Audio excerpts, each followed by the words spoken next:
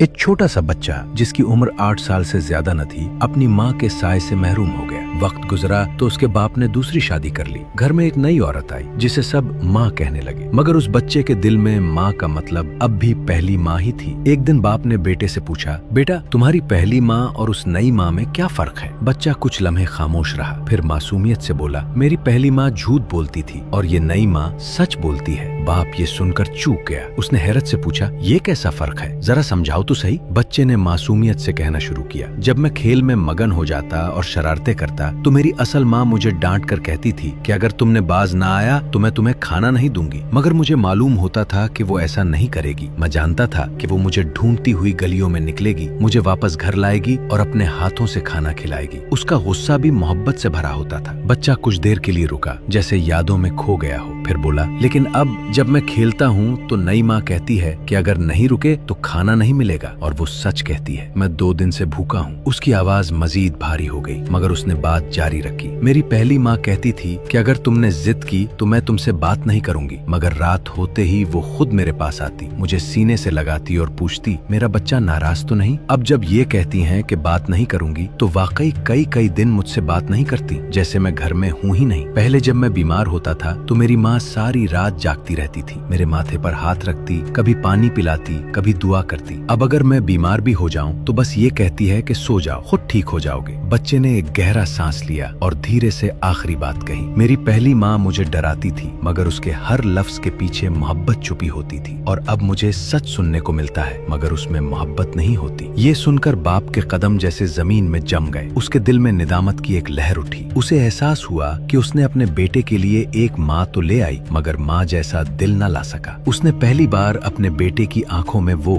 खुला देखा जो सिर्फ सच्ची माँ की मोहब्बत ही भर सकती है। उसे समझ आ गया कि बच्चों के लिए सिर्फ घर का होना काफी नहीं, बल्कि उस घर में मत, शफकत और एहसास का होना जरूरी है। क्योंकि माँ सिर्फ वो नहीं जो घर में मौजूद हो, बल्कि वो है जो बच्चे के दिल में बस जाए, उसे संभाले, उसे महसूस हो और उसे कभी तन्हा न छोड़े। अपनी माँओं से प्यार के इजहार के लिए कमेंट में उनके लिए कोई दुआ लिख दो। अल्लाह माँओं का साया सर पर सलामत रखे, आमीन। एक छोटा सा बच्चा जिसकी उम्र 8 साल से ज्यादा न थी अपनी माँ के साय से महरूम हो गया। वक्त गुजरा तो उसके बाप ने दूसरी शादी कर ली। घर में एक नई औरत आई जिसे सब माँ कहने लगे, मगर उस बच्चे के दिल में माँ का मतलब अब भी पहली माँ ही थी। एक दिन बाप ने बेटे से पूछा, बेटा तुम्हारी पहली माँ और उस नई माँ में क्या फर्क है? बच्चा कुछ लम्हे खामोश रहा, फिर मासूमियत से बोला, मेरी पहली माँ झूठ बोलती थी और ये नई माँ सच बोलती है। बाप ये सुनकर चूक गया। उसने हैरत से पूछा, ये कैसा फर्क है, जरा समझाओ तो सही। बच्चे ने मासूमियत से कहना शुरू किया, जब मैं खेल में मगन हो जाता और